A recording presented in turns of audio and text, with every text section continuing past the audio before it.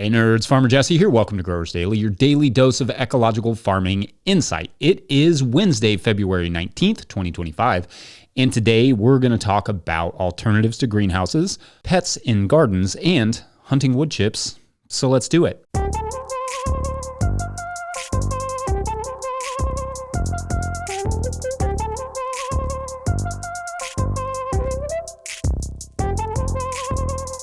All right, well, welcome to Wednesday, everyone. It is cold and snowy here. The kids are out of school again.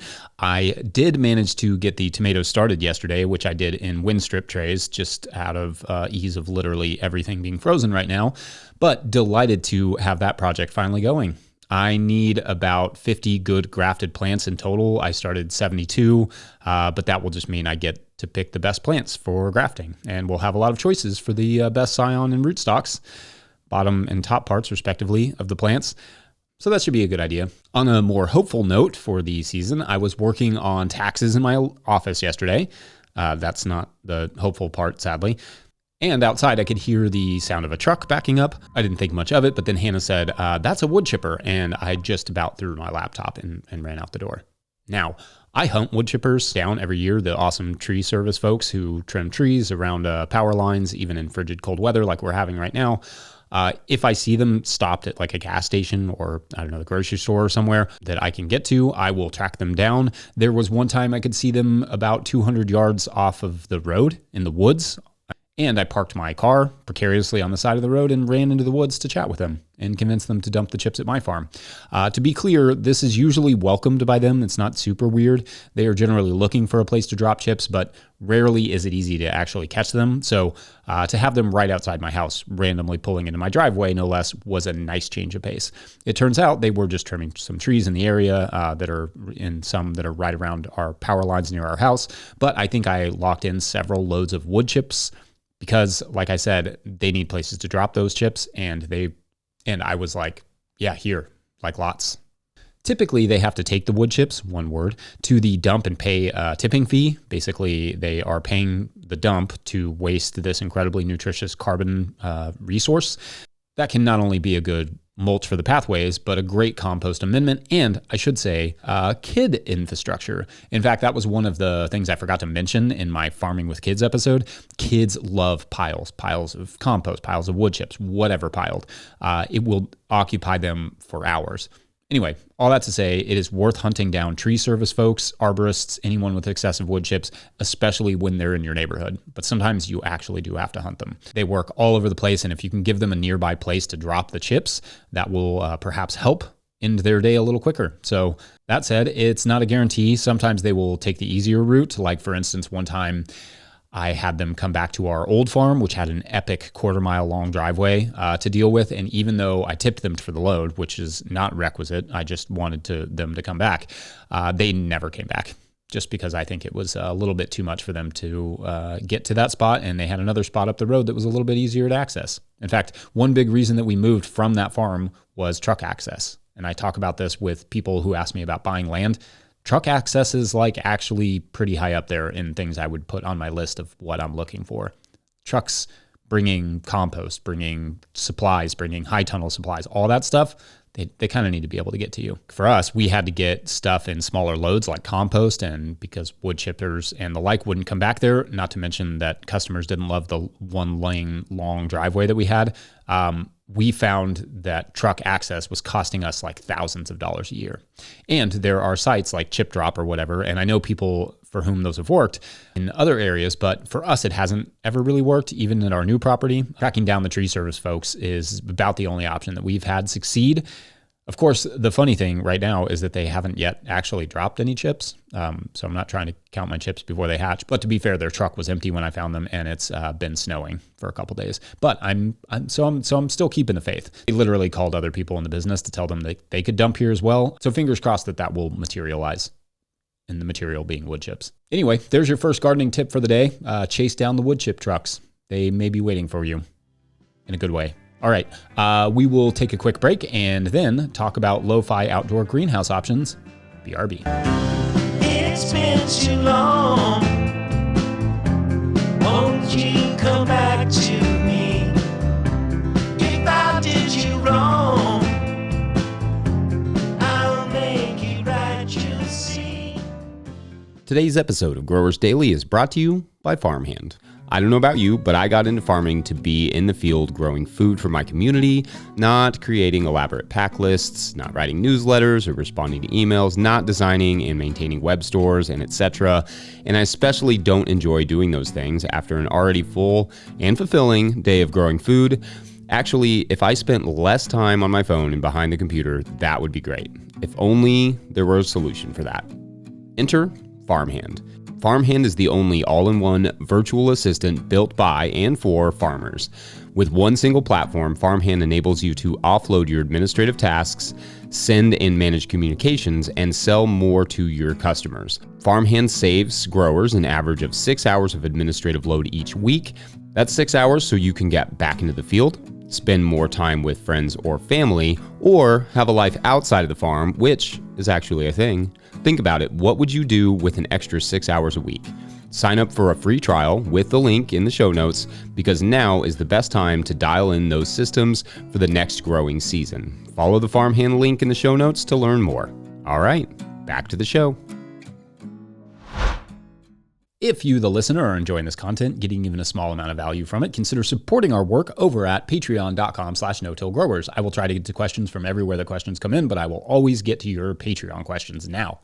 Today's Patreon question comes from Patreon member Nathan Leal Crisp, who writes, quote, "What if you don't have a nice protected greenhouse or a quote-unquote good enough greenhouse?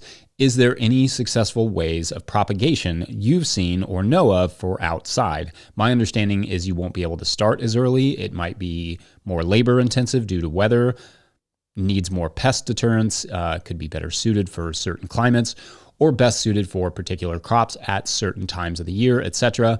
Any thoughts on this? I'm working on a tight budget, would like to still have some successful starts due to all the benefits you elaborate on in your videos. FYI, would like to be able to get one in the future and have a blessed growing season." End quote. All right. Awesome questions. Thank you, Nathan. And of course, this is probably on a lot of people's minds as we go into the growing season. So the short answer is yes, there are options for just starting stuff outside that is not a greenhouse. However, like you suggested, that does mean you will not be able to push your season quite as much and quite the same way you do when you start your plants inside of a greenhouse, where the daytime temperatures are generally summer temperatures, even in the late winter. I will say that greenhouses, even small ones, do not have to be terribly expensive or complicated. One of the values I think, or I hope, I bring to this space is a lot of experience, maybe perhaps too much experience in lo-fi farming, meaning I have done quite a lot with quite a little for quite a while. Sometimes to my own detriment, push the boundaries of how little I need. So for instance, we were able in our very first year on our own to build 2 very basic cold frames out of old windows that were not great, but they got the job done enough to grow out our tomato starts and protect them through the cold and when covered with a frost blanket. Old windows and old glass doors are not super hard to find at places like the Salvation Army Restore, or just ask some contractors if they've pulled out any windows recently. Also, a lean-to structure built off of a shed covered with some greenhouse plastic is an easy option. But anyway, back to your actual questions about outdoor options that are not the greenhouse. If you are out west, where you generally know days in advance if you're going to get rain, you have the option of just doing plant starts right on a table, somewhere sunny or under a small amount of shade from a tree. Birds could become an issue for you though, so perhaps a light insect netting and or shade cloth wouldn't hurt, especially depending on your climate. They don't usually bother stuff in a greenhouse, the birds, but some sprouts on a table might be a little too tempting, especially for crows who have a well-known affinity for messing with farmers.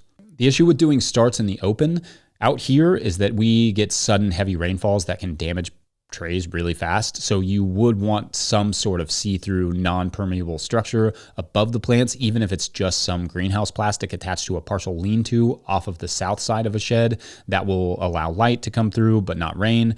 For pests beyond birds, such as mice or other small rodents, just having metal legs on the table that they can't climb up works fine. A card table is usually workable, as long as they can't climb up something and then jump onto it.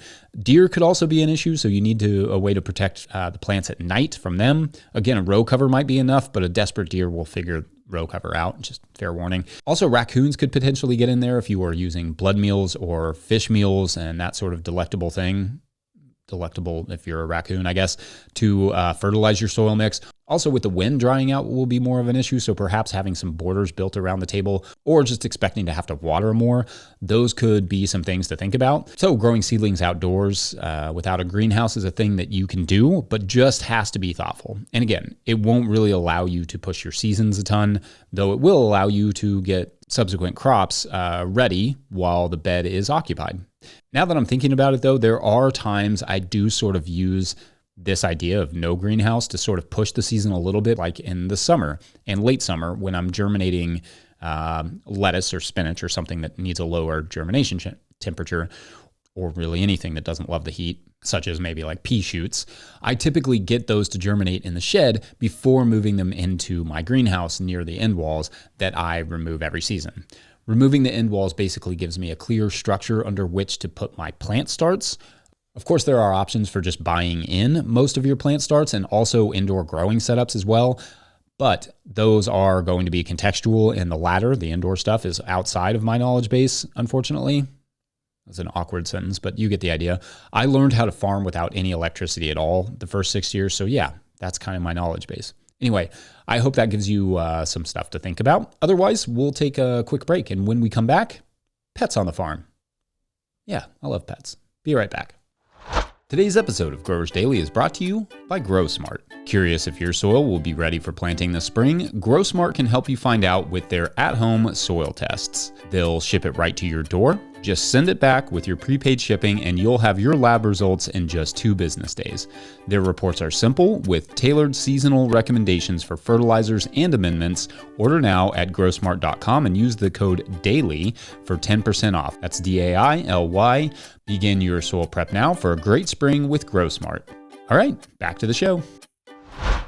All right, so not all that long ago, because our cat Charlie likes to appear in videos, someone asked me about cats in the garden and if the problems that they caused were worth the good that they would do. Specifically, sure, they may hunt some mice, but am I worried about cat poop?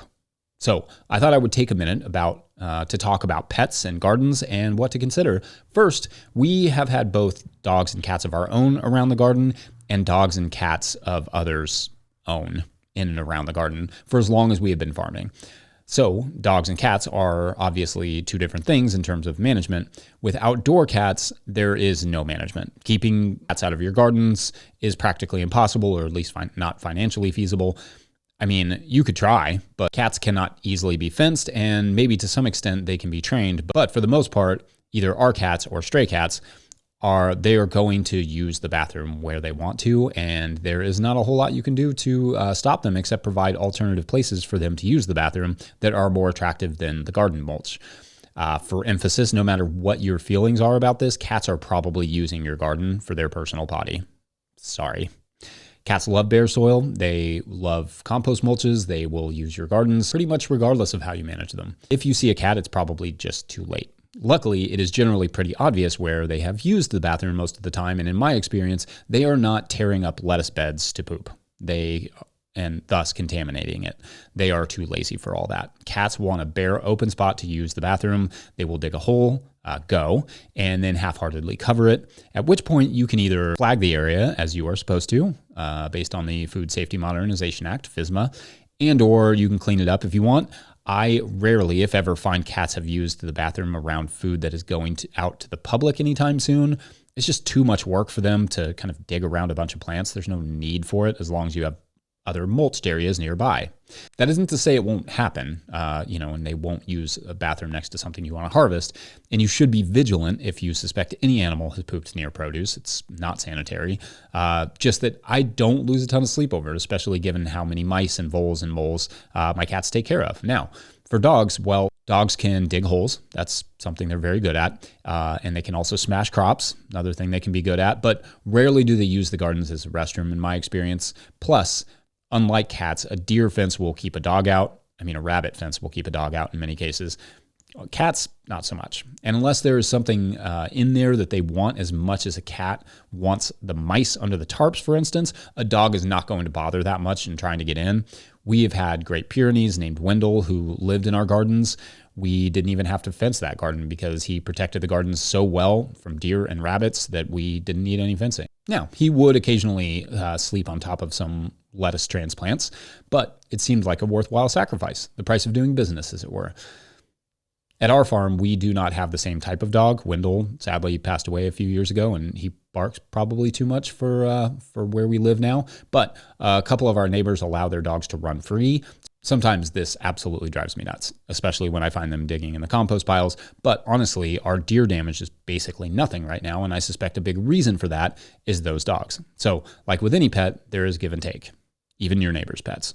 There is so much potential for using pets in the garden, rat terriers, guard dogs, etc. I also love cats, and our cat is now over 10 years old, and she still brings us mice, voles, and moles regularly, and a lot of joy because I battle with her all the time. She's great.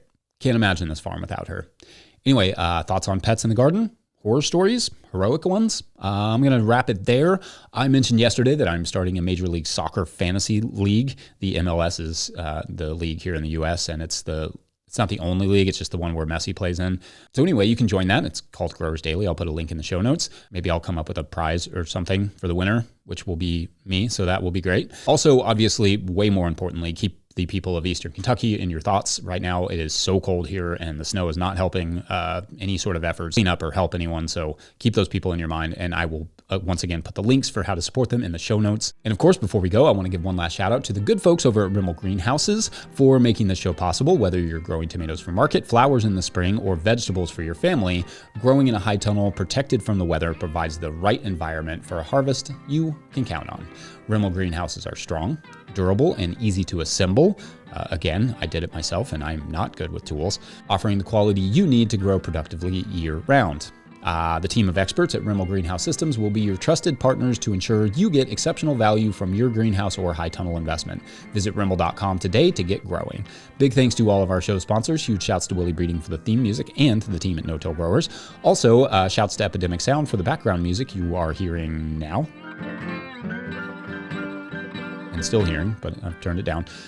Pick up a copy of the Living Soil Handbook or the Seed Farmer at notillgrowers.com to support our work. Big thank you to everyone over at patreon.com/notillgrowers, where at a certain level, or if you just bump up from one level to another, or you sign up in the month of February, you get a shout out on the show. So big shout outs today to DeLorean. That's a fun name. It's like a D and an apostrophe, DeLorean. LG Johnson. Cool. And Andrew Brown. Awesome. This story's about a group of teenagers in the 90s. And they, like you did in the 90s, they accidentally, they're trying to create like a soapbox car, and it ends up being a time machine as it goes. And, they end up, they jump forward to 2022. Seems reasonable. And interestingly enough, they don't stand out at all, right? Because this is kind of the style. But they do learn a lot of things, and they're also, the biggest one they learn, and I think they have like 15 minutes in the future, and the biggest thing they learn is there are really no flying cars. But anyway, they return back to the 90s, and they kind of got a glimpse at the future, and it doesn't really help them very much, but they do all invest in Apple, which I think is probably a pretty smart idea. So anyway, thanks for watching and or listening. We will see you tomorrow for Thursday. Thursdays are good days, I think. Usually, sometimes. All right, bye.